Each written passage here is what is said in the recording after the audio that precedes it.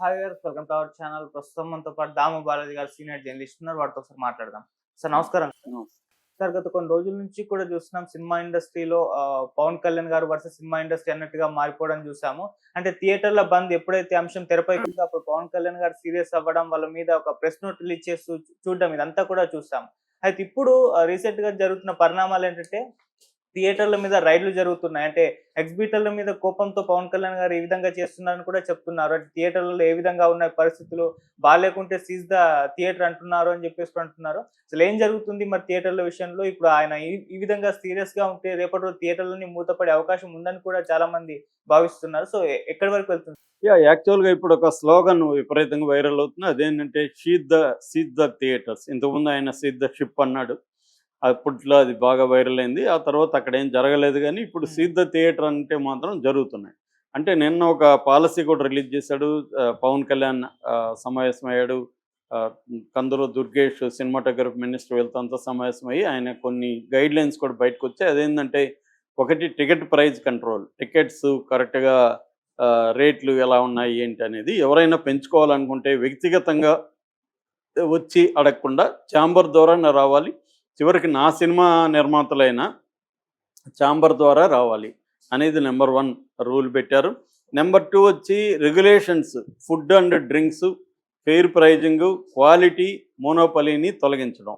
ఇది థియేటర్‌కి సంబంధించింది. థియేటర్లలో వసతులు బాగున్నాయా? బాత్రూములు ఇవన్నీ శానిటేషన్ ఎలా ఉంది?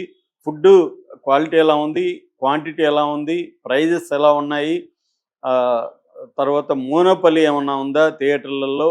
వాళ్ళ అంటే ఆ క్యాంటీన్‌లంతా ఫర్ ఎగ్జాంపుల్ ఒక జిల్లా క్యాంటీన్‌లంతా ఒకరే నడపడం ఇట్లాంటివి కొన్ని ఉంటాయి. ఆ మోనోపలి ఉందా? డెమోక్రటిక్‌గా నడుపుతున్నారా?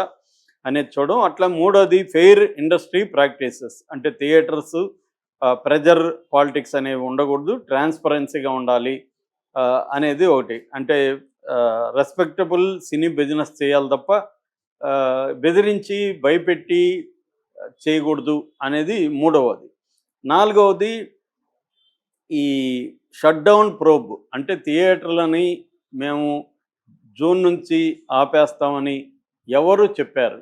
దాన్ని విచారించాలి. దీని వెనక కుట్రుందా? రాజకీయం ఏమన్నా ఉందా? దీని వెనక పవన్ కళ్యాణ్‌ని టార్గెట్ చేస్తున్నారా? ఎవరు చేశారు? అనేది కూడా తేలాల్సి ఉంది. ఈ 4 అంశాల్ని నిన్న డిక్లేర్ చేశారు. హ్మ్. నిన్న డిక్లేర్ చేశారో లేదో అర్ధరాత్రి నుంచే దాడులు మొదలైనాయి. మొత్తం 52 అంశాలకు సంబంధించి థియేటర్లలో దాడులు మొదలైనాయి. ఆల్రెడీ పిఠాపురంలోను, కాకినాడలోను విజువల్స్ కూడా బయటకొచ్చాయి. మిగతా ప్లేసుల్లో కూడా ఈ రోజంతా కూడా దాడులు మొదలుపెడుతున్నారు. ఒక ఎంఆర్ఓ, ఆర్డీఓ, పోలీసులు, ఫుడ్ సేఫ్టీ అధికారులు, ఆహ్, కొలతలు, తునికలు ఇలాగ మల్టీ డిపార్ట్మెంట్స్ థియేటర్స్ మీద ఒక్కసారిగా దాడి చేసి థియేటర్స్‌ని చెక్ చేస్తున్నారు మొత్తం. ఒక గందరగోళ పరిస్థితి అయితే స్టార్ట్ అయిపోయింది థియేటర్లలో. ఆహ్, సో, ఇది ఎందుకు జరిగింది? ఆల్రెడీ ఆయన కోపంగా నాకు రిటర్న్ గిఫ్ట్ ఇస్తారా? నేను సినిమా ఇండస్ట్రీకి ఎంతో చేయాలనుకున్నాను. చంద్రబాబుతో కూడా మాట్లాడుతున్నాను. సినిమాని ఒక పరిశ్రమగా డిక్లేర్ చేసి ఆహ్, అభివృద్ధికి నేను చేయాలనుకుంటే గతంలో మీకు జగన్ ఎంత ఘోరంగా మిమ్మల్ని ట్రీట్ చేశాడో తెలుసు కదా! నేను ఇది చేస్తుంటే నాకే రిటర్న్ గిఫ్ట్ ఇస్తారా? నా సినిమాని ఆపడానికి మీరు కుట్ర చేస్తారా? అన్న కోపం పవన్ కళ్యాణ్‌లో కనపడింది. దాంతో ఆయన ఈ చర్యలన్నీ తీసుకున్నాడు. ఎందుకంటే డిప్యూటీ సీఎం తన ఇది శాఖ గూడా అంటే సినిమాటోగ్రఫీ శాఖ గూడా తన దగ్గరే ఉంది. జనసేన దగ్గరే. మిగతా కూడా తను అనుకుంటే ఏముంది, చంద్రబాబు గూడా కాదనడు గదా! ఇట్లాంటి విషయాల్లో. పవన్ కళ్యాణ్ హర్ట్ అయ్యాడంటే చంద్రబాబు గూడా ఆహ్, సపోర్ట్ చేస్తాడు తప్ప పవన్ కళ్యాణ్‌కి యాంటీగా సినిమా ఇండస్ట్రీకి ప్రోగా చంద్రబాబు గూడా ఎళ్ళడు. So, okay. మనం చూసాం. అల్లు అర్జున్ విషయంలో గూడా మొదట చంద్రబాబు అల్లు అర్జున్ వైపు ఉన్నా గూడా ఎప్పుడైతే పవన్ కళ్యాణ్ మౌనం వహించడం, ఆహ్, రేవంత్ రెడ్డి రెచ్చిపోవడం జరిగిందో, చంద్రబాబు కూడా సైలెంట్ అయిపోయాడు. సో, ఎప్పుడైనా ఆయన ఉనికి అనేది ప్రధానంగా ఇంపార్టెన్స్ ఇస్తాడు గదా! అలాగా ఇప్పుడు చంద్రబాబు కూడా గ్రీన్ సిగ్నల్ ఇచ్చినట్టుగా మనకు అర్థమవుతుంది. ఇవ్వకపోతే వేరే మంత్రిత్వ శాఖల్లో ఉన్న డిపార్ట్మెంట్లంతా ఎలా కదులుతాయి? పవన్ కళ్యాణ్ చెప్తే కదలవు గదా! అంటే ఒక రకంగా పవన్ కళ్యాణ్‌కి లోకేష్ తర్వాత కొన్నిసార్లు లోకేష్‌తో ఈక్వల్‌గా గవర్నమెంట్ మీద పట్టున్నట్టుగా మనకు కనబడుతుంది. ఓకే. సో, అలాగా ఇక్కడ గూడా ఇప్పుడు మొదలుపెట్టాడు. యాక్చువల్‌గా ఎప్పుడైతే పవన్ కళ్యాణ్ ఆఫీస్ నుంచి నోట్ వచ్చిందో ఒక్కసారిగా సినిమా ఇండస్ట్రీలో భయభ్రాంతం అయ్యారు జనం.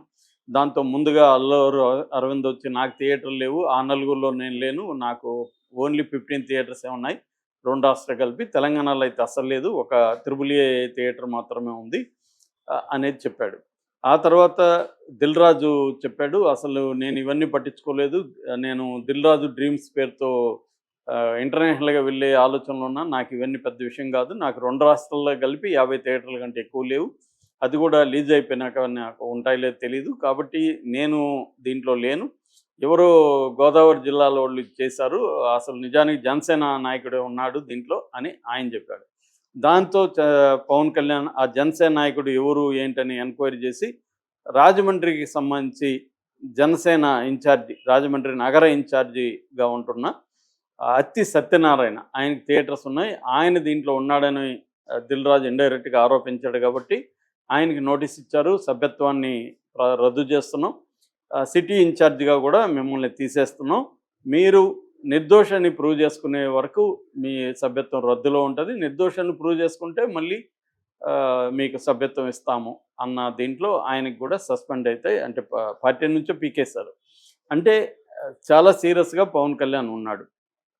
అయితే ఇప్పుడు చర్చ ఏమవుతుందంటే థియేటర్స్ బంద్ చేసే వాళ్ళకి హక్కు లేదా, థియేటర్లో వాళ్ళ సమస్యలు ఉన్నాయి, వాళ్ళకి రెంటల్ అనేది ఇబ్బందిగా ఉంది, వాళ్ళు బంద్ చేస్తే తప్పేంటి అనేది, అంటే వేరే వాళ్ళు బంద్ చేస్తే పవన్ కళ్యాణ్ గతంలో అంతా సపోర్ట్ చేయలేదా, ఇప్పుడు తన సినిమాకి వచ్చేసరికి ఇంత కోపం ఎందుకు, ఇంత పర్సనల్గా ఎందుకు తీసుకోవాలి, థియేటర్లో వాళ్ళు నీ సినిమానే కదా కదా, వేరే కుబేర ఉన్నాయి, తగ్గులైపు ఉన్నాయి, కన్నప్పు ఉంది, ఇలాంటి సినిమాలన్నీ ఉన్నాయి కాబట్టి మనం ఇప్పుడైతే బంద్ అని మాట్లాడితే మన సమస్యలు వీళ్ళు చర్చిస్తారు, ఎప్పటి నుంచో ప్రొడ్యూసర్లు వాళ్ళ సమస్యల గురించి పట్టించుకోవట్లేదు కాబట్టి వాళ్ళు థియేటర్లో అనుకొని ఉండొచ్చు, వాళ్ళేమీ ఓపెన్గా డిక్లేర్ చేయలేదు, ఏం లేదు, అనుకోవడమే నేరమా, వాళ్ళ మీద ఇంత పగబట్టాలా పవన్ కళ్యాణ్, అతను సినిమా ఇండస్ట్రీ మనిషి అయింది, అతని థియేటర్ లేకపోతే అతని సినిమాలు అతనికి ఇంత డబ్బులు ఎక్కడి నుంచి వస్తాయి, అతని సినిమాలు ఎలా ఆడతాయి, థియేటర్ల వల్లనే కదా, థియేటర్లు కూడా వాళ్ళ సమస్యలు డిస్కస్ చేయకూడదా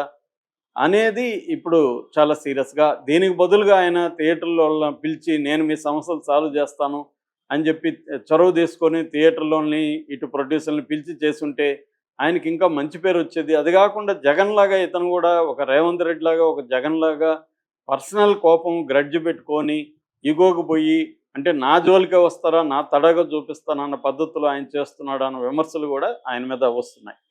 రెండోది ఏంటంటే అసలు ఈ మొత్తం వ్యవహారంలో ఎందుకు ఇంత బడ్జెట్లు పెరుగుతున్నాయి, ప్రధాన కారణం హీరోలే కదా, ఇన్క్లూడింగ్ పవన్ కళ్యాణ్. పవన్ కళ్యాణ్కి రెమ్యునరేషన్ ఎంత, మొన్నటి వరకు పర్ డే ఆయనకి 3 కోట్లు, 20 రోజులు ఉంటాడు మ్యాక్సిమం షూటింగ్లో, మిగతాంతా డమ్మిల్ని వాళ్ళని పెట్టి తీసేస్తారు, 20 రోజులకి ఆయనకి 60 కోట్లు వస్తుందని చెప్పేవాడు. ఇవాళ 100-120 కోట్లని కూడా మాట్లాడుతున్నారు, అది ఎంత నిజం మనకు తెలియదు. కానీ మనకు క్లియర్గా తెలుసు రెమ్యునరేషన్లు ఏ స్థాయిలో ఉన్నాయని. ఫర్ ఎగ్జాంపుల్ ఇప్పుడు అల్లు అర్జున్ అట్లీ సినిమా తీసుకుంటే 800 కోట్లు, అందులో అల్లు అర్జున్కి 175 కోట్ల రెమ్యునరేషను ప్లస్ 15% పోస్ట్ ప్రాఫిట్లో షేరు, అట్లీకి 100 కోట్ల రెమ్యునరేషను మళ్ళీ 15% షేరు. అంతకుముందు అట్లీ రెమ్యునరేషను జవాన్లో ఎంత ఉన్నింది, జస్ట్ 5 కోట్లు ఉన్నింది, 5 కోట్లు ఉన్నింది 100 కోట్లకు పెరిగిందని చెప్తున్నారు జవాన్ నుంచి, అంటే దాదాపు 233% ఆయనకి పెరిగిపోయింది.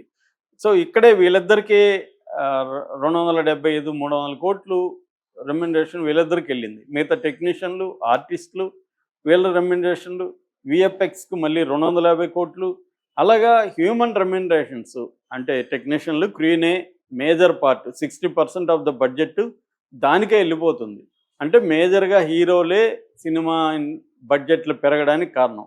మీరు ఇంతంత రెమ్యునరేషన్ సినిమా పెంచినప్పుడు ప్రొడ్యూసర్లు ఏం చేస్తారు, ప్రొడ్యూసర్లు రకరకాల పద్ధతుల్లో దాన్ని లాగాలి, ఎందుకంటే ఏ సినిమా కూడా 50 రోజులు 100 రోజులు ఆడే పరిస్థితి ఇవ్వాలి లేదు, మొదటి 3 రోజుల్లోనే లేదా వారంలో లాగేయాలి. అందుకని వాళ్ళు ఏం చేస్తున్నారు, ప్రభుత్వాల మీద ఒత్తిడి పెట్టి టికెట్ రేట్ పెంచుకోవడం, నెంబర్ ఆఫ్ షోలు పెంచుకోవడం, అది ఒక పని అయితే వీళ్ళ మోనోపలైజ్ అవ్వకపోతే వాళ్ళు సర్వైవ్ కారు, ఎందుకంటే థియేటర్లో వాళ్ళ కంట్రోల్ లేకపోతే ఎక్కువ థియేటర్లలో ఒక్కసారిగా రిలీజ్ కాదు సినిమా, కాబట్టి వాళ్ళు మోనోపలైజ్ కావడానికి కూడా ఇదే కారణం. బడ్జెట్లు ఎప్పుడైతే అయిందో ప్రొడ్యూసర్ల దగ్గరే థియేటర్లు పెట్టుకునే కల్చర్ కూడా పెరిగింది. దీనివల్ల వాళ్ళు సర్వైవ్ అవుతున్నారు, లేకపోతే వాళ్ళు సర్వైవ్ కారు. సో ఈ సమస్య అంతా ఎక్కడి నుంచి వస్తుంది? మూల కారణం హీరోల రెమ్యునరేషన్. అది ఎందుకు పవన్ కళ్యాణ్ డిస్కస్ చేయడు? హీరోల రెమ్యునరేషన్ తగ్గించుకుందాం, సినిమా బడ్జెట్ తగ్గించుకుందాం అని ఎందుకు డిస్కస్ చేయడు? సో ఓవరాల్గా సినిమా ఇండస్ట్రీలో సమస్యలు ఎక్కడున్నాయి? ప్రధానంగా హీరోల చేతుల్లోనే ఉన్నాయి. హీరోలు బడ్జెట్లు ఇంత పెంచకపోతే సినిమా బడ్జెట్ అంత పెరగదు. హీరోలు బడ్జెట్లు పెంచుతారు, వాళ్ళకి నచ్చిన టెక్నీషియన్లు వాళ్ళు ఎంత రేటు ఉన్నా వాళ్ళనే తీసుకోవాలి ప్రొడ్యూసరు, హీరోయిన్ వాళ్ళు చెప్పిన వాళ్ళు ఉండాలి, కమెడియన్లు వాళ్ళే ఉండాలి, మొత్తం నిర్ణయించేది హీరోలు. దీని రిలీజులు, దీని వ్యవహారాలు, డిస్ట్రిబ్యూషను, ఎగ్జిబిషను, ఇదంతా మళ్ళీ వాళ్ళెవరు వాళ్ళ సమస్యలు చెప్పకూడదు. ఇది ఎక్కడ న్యాయం అని పవన్ కళ్యాణ్ని చాలామంది ప్రశ్నిస్తున్నారు.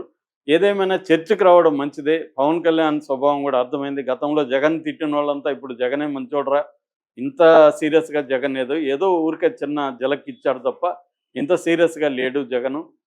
ఇతను ఇంత స్థాయిలో వీళ్ళిద్దరిని కంపేర్ చేస్తే ఎప్పుడు కూడా జగన్ ఎవరిని జైళ్ళల్లో పెట్టించలేదు రేవంత్ రెడ్డి లాగా. పవన్ కళ్యాణ్ లాగా రాత్రికి రాత్రే థియేటర్ల మీద దాడులు చేయించలేదు. కాకపోతే తన దగ్గరికి రప్పించుకున్నాడు, అంత తప్ప ఏం చేయలేదు కదా, అతనే మంచోడు ఉన్నాడే అన్న చర్చ అయితే జరుగుతుంది. పవన్ కళ్యాణ్ ఈ కొన్ని ప్రజల వైపు నుంచి చూసుకున్నప్పుడు పవన్ కళ్యాణ్ చర్యలు అయితే చాలా చాలా మంచివిగానే అనిపిస్తాయి. ఎందుకంటే థియేటర్లో ఫుడ్ రేట్లు అనేది దారుణంగా ఉన్నాయి. టికెట్ రేట్ల కంటే ఒక కాఫీ తాగదామంటే 350, 400 ఉండే పరిస్థితి మనం ఇక్కడ మల్టీప్లెక్స్ల్లో చూస్తున్నాం. దాన్ని ఛానలైజ్ చేయాల్సిన అవసరం ఉంది. నిజంగా చేస్తాడా పవన్ కళ్యాణ్, బెదిరింపుల కోసం చేస్తాడనేది తేలిపోతుంది. ఎందుకంటే ఇవన్నీ చాలా ఇప్పుడు మనం ఎక్కడ కూడా చూసాం, చాలా మాట్లాడాడు రేవంత్ రెడ్డి. ఏమైంది రెండో రోజు నుంచి? ఎప్పుడైతే వాళ్ళందరూ వచ్చి తనని ఇగో సాటిస్ఫై చేశారో మళ్ళీ మామూలు అయిపోయింది. జగన్ పరిస్థితి ఏంటి? జగన్ బెదిరించాడు, అందరూ వచ్చి కలిసి పాహిమాం అనేసరికి మళ్ళీ మారిపోయింది. వీళ్ళందరూ ఇంతే, గవర్నమెంట్లో ఉన్న వాళ్ళందరూ తమ ఇగోల సాటిస్ఫాక్షన్ కోసం చేయడం తప్ప, పవన్ కళ్యాణ్ అయినా అంతే. కాకపోతే చూస్తా ఉండండి, పవన్ కళ్యాణ్ నిజంగానే ఆయనకి సీరియస్నెస్ ఉంటే చెయ్యాలి. కానీ ఇప్పటి వరకు చూస్తే పవన్ కళ్యాణ్ ఏది ఫాలోఅప్ చేయడు. ఆ రోజు ఎమోషనల్గా మాట్లాడడం, దాని తర్వాత బ్యాక్ ఛానల్స్లో ఏం జరుగుతుందో ఎవరికి తెలియదు, మళ్ళీ మామూలుగా ఉంటుంది. సీట్ ద సిప్ ఏమైంది అక్కడ? ఆయన ఎవరు, ఆయన పేరు మర్చిపోతుంటా, ద్వారంపూడి చంద్రశేఖర్ రెడ్డిని ఎందుకు ఇప్పటివరకు అరెస్ట్ చేయలేదు? కాబట్టి ఏంటంటే ఇవన్నీ కూడా ఒక బెదిరించి తమ కాళ్ళ దగ్గరికి తెప్పించుకునే కార్యక్రమాలు తప్ప నిజంగా ఇవి ప్రజల పాయింట్ ఆఫ్ వ్యూలో జరుగుతాయా? ప్రజల పాయింట్ ఆఫ్ వ్యూలో జరిగితే ఇప్పుడు ఎందుకు పవన్ కళ్యాణ్